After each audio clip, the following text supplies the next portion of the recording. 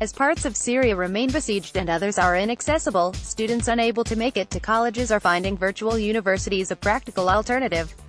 Syria and the lives of its people have changed drastically during the nation's 7-year civil war. After the revolution began in 2011, the Syrian regime launched military operations across the country, blocking roads and the entrances to some cities such as Hama, Daraa and Homs.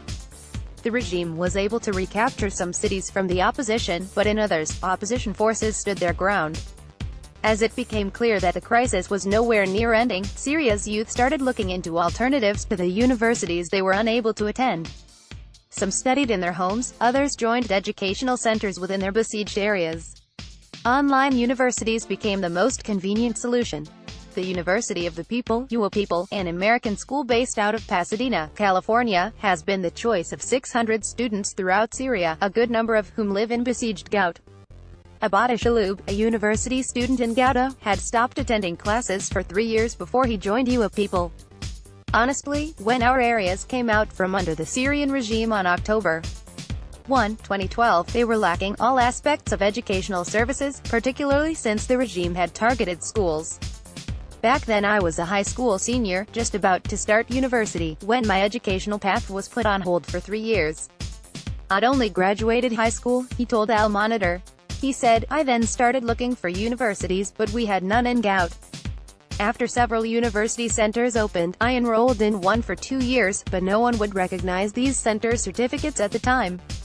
I later found UAPeople online and was encouraged to enroll because it required no registration fees.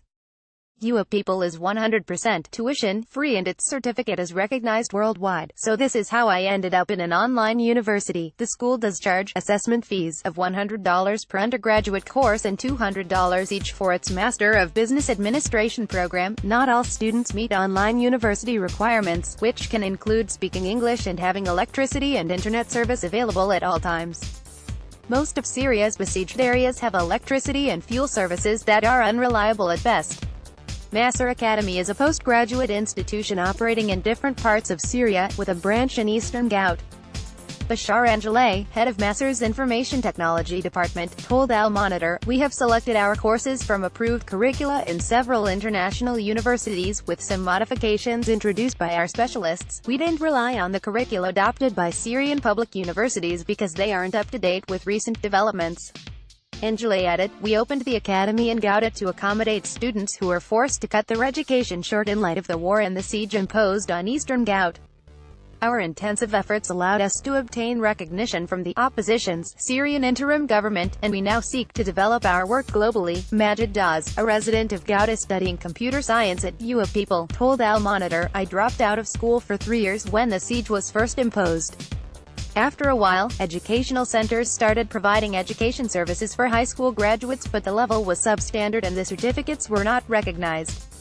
I then learned about UAPeople through my friends, so I looked it up and enrolled.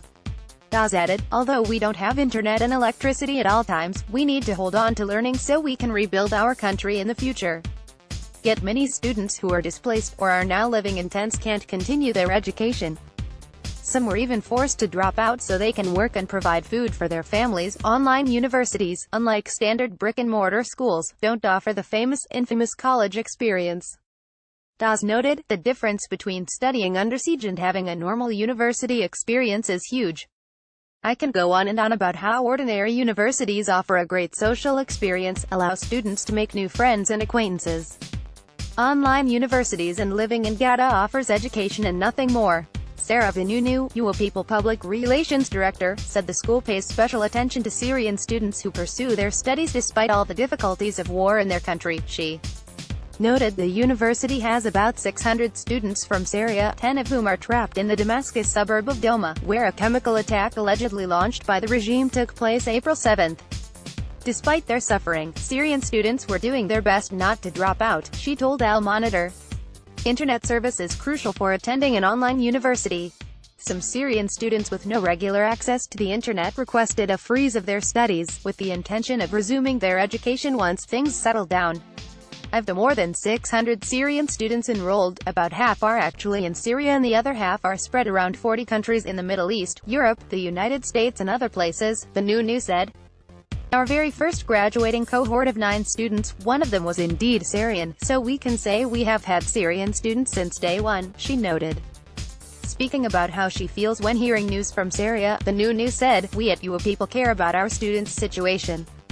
In fact, a personal advisor is appointed for each student, to follow up on the program and make sure it is on the right track." The advisor also provides support for students throughout their educational journey. The school always checks in with students when natural disasters or terrorist attacks occur in their areas, she said. In recent days, we kept a close eye on the events in Ghouta, since we have a good number of students living there. I personally contacted some in Doma before the recent attack. The new added, "I know they appreciate our concern and support, but I don't think they are aware of how inspiring we find them. It's truly amazing how they can keep going with the same strength and persistence, after everything they have been and are still going through." Other institutions have also tried to provide educational services in the besieged areas, such as Free Aleppo University, which has branches in many opposition areas and provides post-secondary educational services. Mohammed Noor Al-Tinu, a third-year medical student there, told Al Monitor, "We insist on getting an education because we realize that it is the future, no matter what. Our areas have a shortage of educated medical staff in general, since most fled during the first couple of years of the revolution. This is why we figured medical education could help fill the gap and treat the sick and wounded." He added, "I have worked in the city's field hospital as a medical student in first aid and intensive care." The university adopts the Damascus University curriculum, in addition to some courses taken from the internet, in cooperation with Yale University and the University at Albany. A number of students, myself included, got a certificate in intermediate and advanced English from the University at Albany.